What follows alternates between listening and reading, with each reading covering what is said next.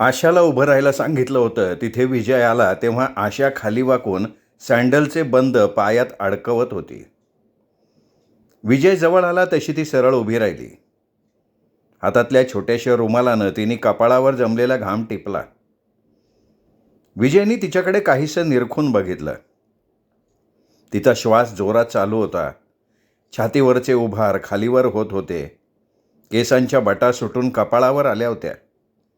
पूर्वीपेक्षाही चेहरा अधिक ताणल्यासारखा वाटत होता.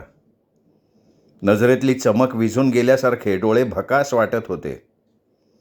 एकूणच तिची अवस्था एखाद्या प्रचंड दबावाखाली असल्यासारखी वाटत होती. टॅक्सीत बसल्यावर अगदी सहज स्वरात विजयने विचारलं, कसं काय वाटलं हे ऐकून? काय ऐकून? आशानं चेहरा नॉर्मल ठेवण्याचा आटोकाट प्रयत्न केला. हेच की भैयासाहेब ओंकार तुझे कोणी नाही आहेत, तू त्यांची पुतणी वगैरे नाही आहेस, मंगला नावाच्या मोलकर्णीची तू मुलगी आहेस, हे ऐकून तुला निश्चित धक्का बसला असेल, नाही का? क्षणभर आशाच्या चेहऱ्यावर भावभावनांचं प्रचंड वादळ निर्माण झालं. त्या वादळात ती पूर्णपणे मोडून पडल्यासारखी झाली. इतका वेळ छातीत कोंडून धरलेला आवेग विजयच्या त्या बोलण्यासरशी उसळी मारून बाहेर पडला. दोन्ही हातांच्या उंजळीत तोंड खुपसून ती हमसून हमसून रडायला लागली. विजयनी फाड फाड मनातल्या मनात स्वतःच्याच तोंडात मारून घेतल्या. आईला, आपणही कधी कधी असं मूर्खासारखं वागतो. आपल्या जन्माचं रहस्य समजल्यावर तिला किती जबरदस्त धक्का बसला असेल हे खरं तर आपल्या लक्षात यायला हवं होतं. का आपणही बाबूरावासारखं तिला हे माहिती असावं असंच गृहीत धरून चाललो होतो. पण तिचा चेहरा पाहिल्यावर आपल्या ते लक्षात यायला हवं होतं. पण आपणही सर्वसामान्य माणसासारखं तिच्या वर्मावर बोट ठेवून क्रूर आनंद मिळवण्याचा प्रयत्न केला.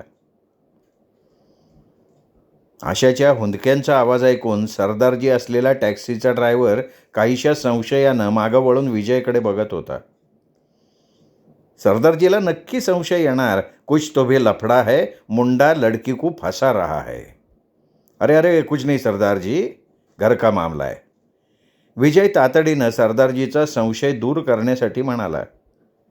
सरदारजीने नुसतीच मान हलवली, पण त्याच्या चेहऱ्यावरचे संशयाचे भाव काही कमी झाले नाहीत. विजय मग त्याचा नाद सोडत आशाला म्हणाला, हे बघ आशा, प्लीज गैरसमज करून घेऊ नको, माझा तुला दुखावण्याचा हेतू नव्हता. आशा काही बोलली नाही. ओठ घट्ट मिटून तिने हुंदके आतल्या आत दाबण्याचा प्रयत्न केला. पण तू आत कशी काय आलीस? विजयला ती उत्सुकता होती. शिवाय तिला बोलती करण्यासाठी विषयाचा ओघ दुसरीकडे वळवणं भागच होतं. आशाने हातातल्या छोट्या रुमालानं डोळे पुसले. मग काहीशा गंभीर स्वरात म्हणाली, मी लहानपणापासून राहतीये तिथे. बाबूराव आणि आनंदीबाईला तिथे येऊन फक्त 6 महिने झालेत. नाही तरीसुद्धा ग, शेजारच्या बंगल्याच्या कंपाऊंडमधनं त्या बंगल्यात जाता येतं. पण तू आत कशासाठी आली होती? बाबूराव काय सांगतायत ते ऐकण्यासाठी. आशाने सरळपणे कबूल करून टाकलं. आणि आत आले ते एका अर्थी बरंच झालं, नाही का? नाहीतर माझ्या जन्माचं एवढं मोठं रहस्य मला कसं समजलं असतं? बोलताना पुन्हा एकदा तिचा गळा भरून आला होता.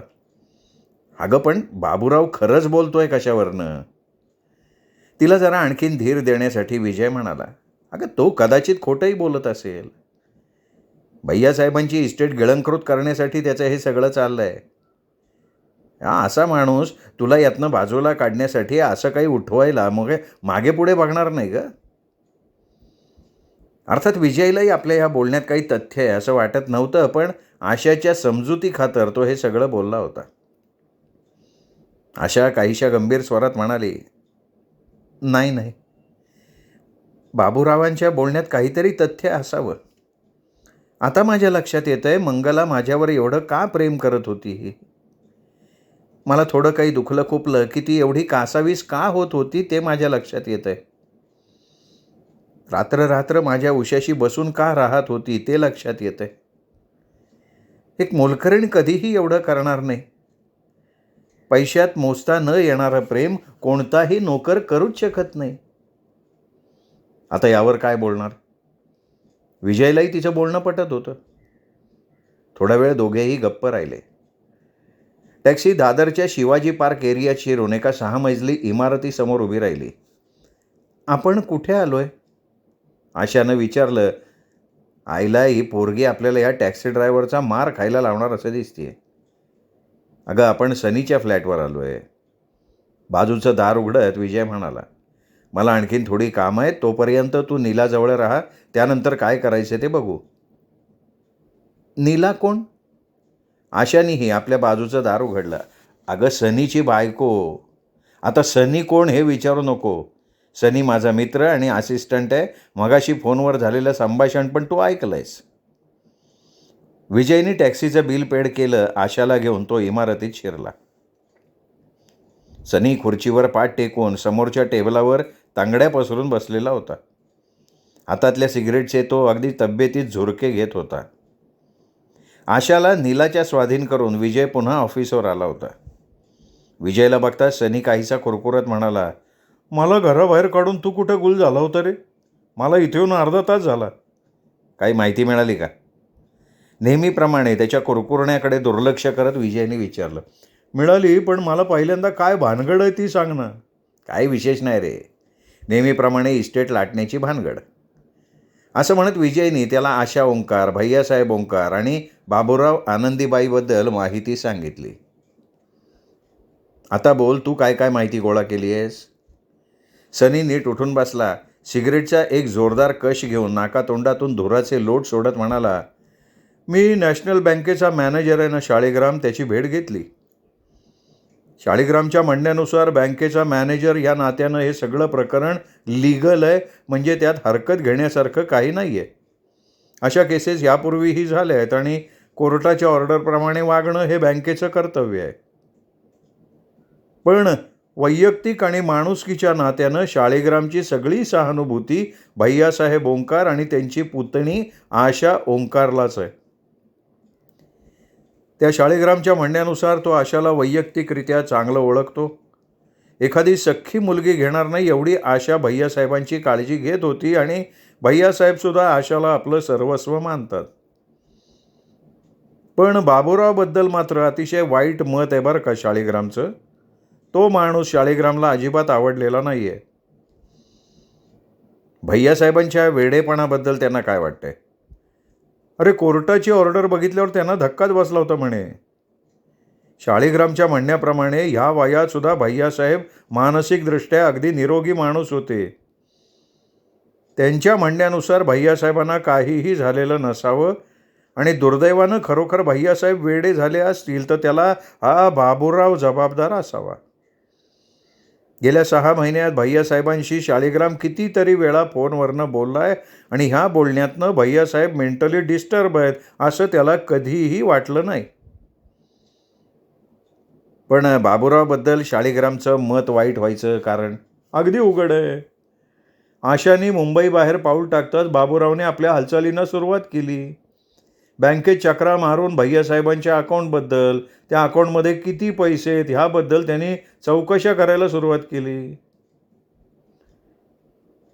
शाळीग्राम म्हणतो बाबूरावच्या या सगळ्या कृतीवरून तो भैयासाहेबांची सगळी इस्टेट हडप करायला टपून बसलाय. असं होत नाही का? भैयासाहेबांच्या अकाउंटची पोझिशन काय आहे? कोर्टाच्या आदेशानुसार भैयासाहेबांच्या अकाउंटमधली सगळी रक्कम ट्रस्टी या नात्यानं बाबूरावच्या नावावर ट्रान्स्फर केली गेली आहे. पण ही रक्कम भैयासाहेबांच्या हितासाठीच वापरली जावी असं कोर्टानं ट्रस्टीवर बंधन घातलं आहे. म्हणजे रक्कम ट्रान्स्फर होऊन सुद्धा बाबूरावला त्याचा काही फायदा नाही. बँकेतून रक्कम काढण्यासाठी त्याला प्रत्येक वेळी कोर्टाची ऑर्डर आणावी लागते आणि ती रक्कम आपण भैयासाहेबांच्या कोणत्या हितासाठी वापरणार आहोत याचं स्पष्टीकरण कोर्टाला द्यायला लागतं. अरे पण त्यामुळे बाबूरावला फारसा काही फरक पडेल असं मला वाटत नाही. फार तर एक रकमी सगळी रक्कम त्याला बँकेतनं काढता येणार नाही. पण 5,000, 10,000 अशी रक्कम काढू शकतो तो. आणि ही रक्कम तो भैयासाहेबांच्या इलाजासाठी खर्च करतोय असं सांगूही शकतो. हे बघ, केवळ बँकेतली रक्कम मिळवणं एवढंच काही बाबूरावाचं अंतिम उद्दिष्ट असू शकत नाही. ट्रस्टी या नात्यानं ऑलरेडी त्याच्या हातात भैयासाहेबांच्या बिझनेसचे सगळे व्यवहार आलेत. या बिझनेसमध्ये तो प्रचंड प्रमाणात अफरातफर करू शकतो. खोटे क्लेम दाखवून पैसे काढू शकतो. असं तो करू शकतो? त्यात काय अवघड आहे? फक्त भैयासाहेब पूर्ववत होणार नाही त्याची काळजी घेतली की झालं. एकदा भैयासाहेब ठार वेडे झाले की या बाबूरावला कोण विचारणार आहे? ती आशा तीच तर गोची झाली आहे ना. आशा भैयासाहेबांची कोणी लागत नाही असं त्या बाबूरावचं म्हणणं आहे. आणि तसं सिद्ध करण्या इतका त्याच्याकडे पुरावा सुद्धा आहे. मग आपण आता ह्याच्यात काय करू शकतो? हे बघ, मी देसाईंना आशाच्या वतीने कोर्टात अपील दाखल करायला सांगितलं आहे. ट्रस्टी म्हणून बाबूरावच्या नेमणुकीला हरकत घेणारा अर्ज कोर्टात दाखल झाला की बाबूरावाला दिलेले हक्क तात्पुरते तरी गोठवण्यात येतील. तसंच भैयासाहेबांची पुन्हा एकदा मेडिकल घेण्याचा आदेश कोर्ट देईल.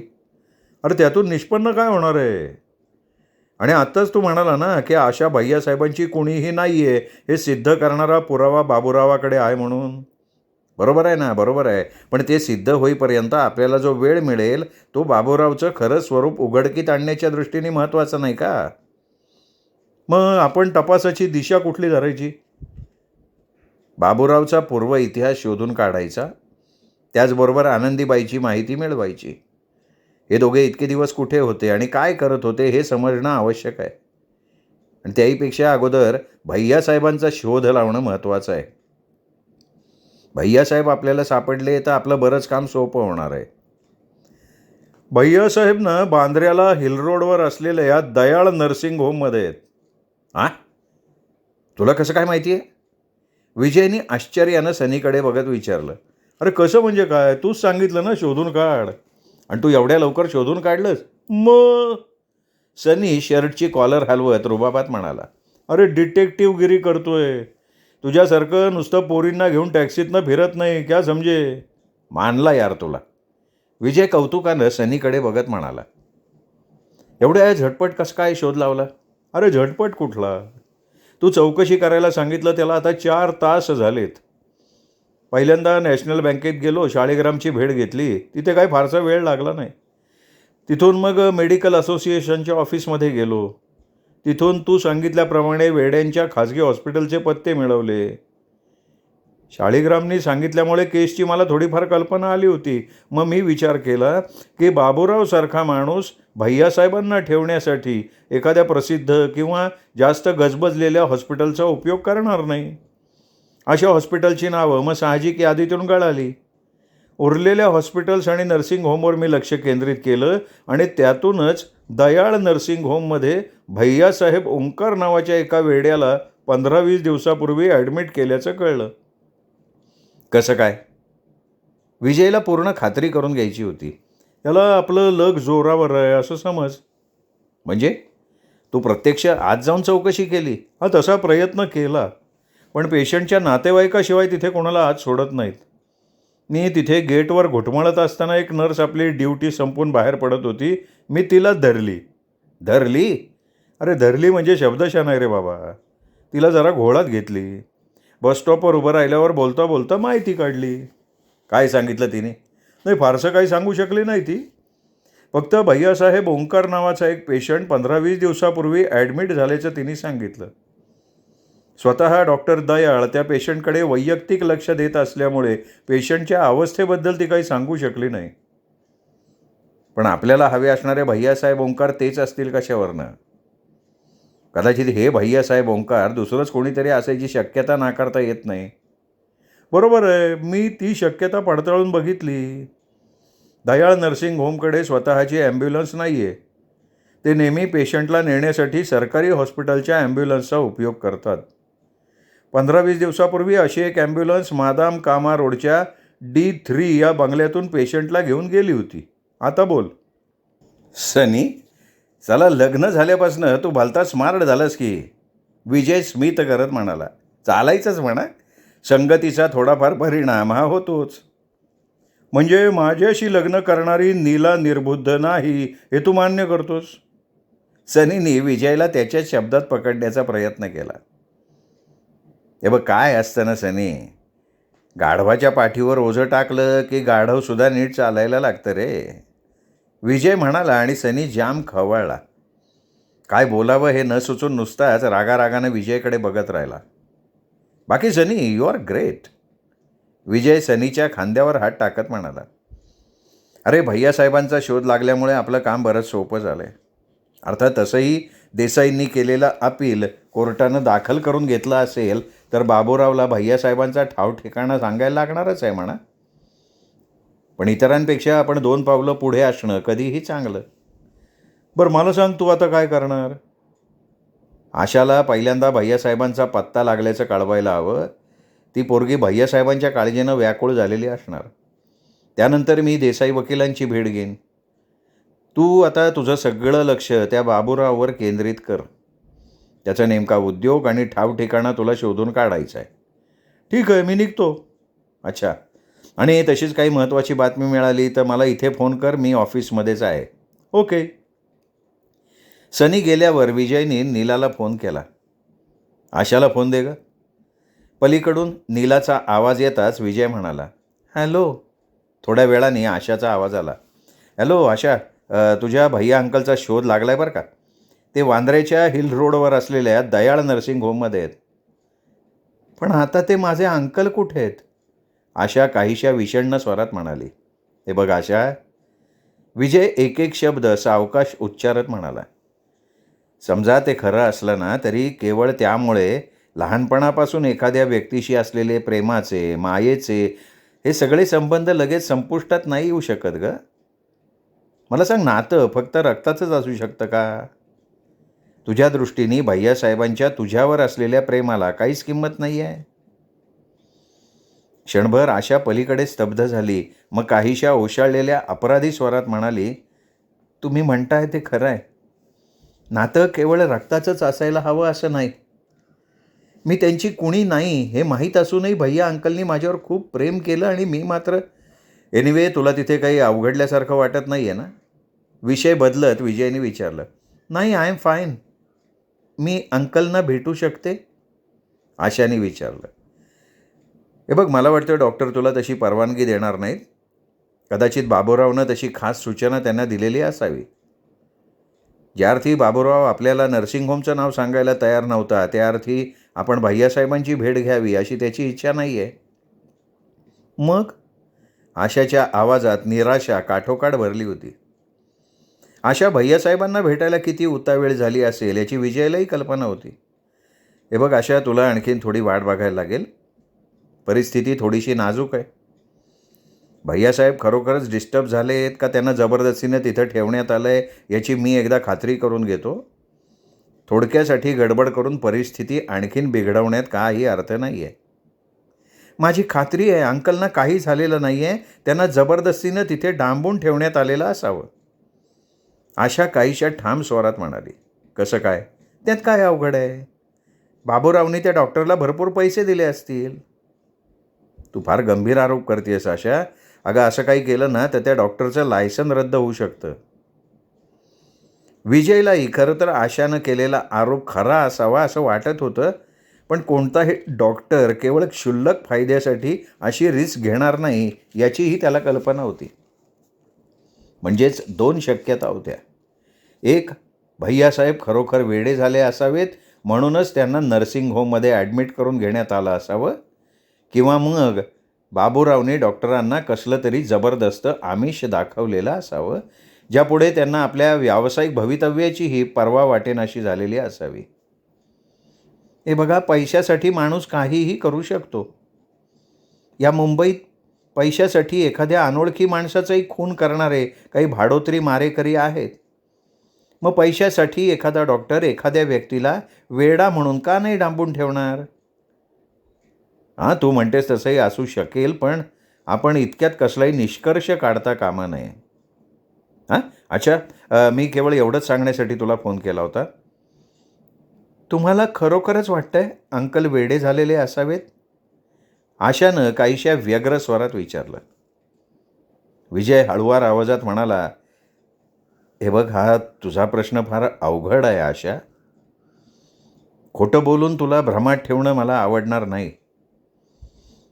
पण ज्या अर्थी कोर्टाने तसा आदेश दिला आहे त्या अर्थी भैयासाहेबांच्या डोक्यावर थोडाफार तरी परिणाम झालेला असावा असं मला वाटतंय.